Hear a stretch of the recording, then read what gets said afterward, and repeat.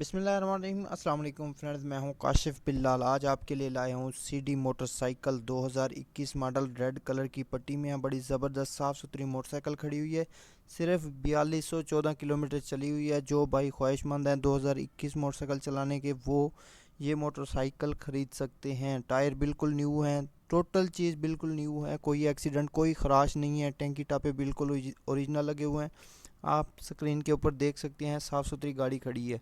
ये भाई ने ख़रीदी थी 21 मॉडल। दो महीने चलाने के बाद अब इनका शौक चेंज हो गया है, तो इन्होंने 125 ले ली है और ये बेचना चाहते हैं। अगर आप ख़रीदना चाहते हैं तो डिस्क्रिप्शन में भी सद्दाम भाई का लिंक मौजूद है, उनसे रब्ता कर सकते हैं। उसके अलावा स्क्रीन के ऊपर भी शो हो रहा है, इनसे रब्ता कर सकते हैं। इनकी जो डिमांड है वो फाइनली बता रहे हैं, मेरे ख्याल में 73,500 है।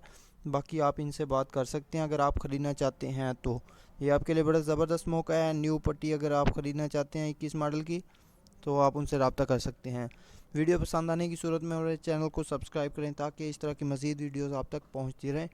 मिलते हैं अगली वीडियो में। अपना बहुत सारा ख्याल रखें, मैं दुआओं में याद रखिए। अल्लाह हाफिज़।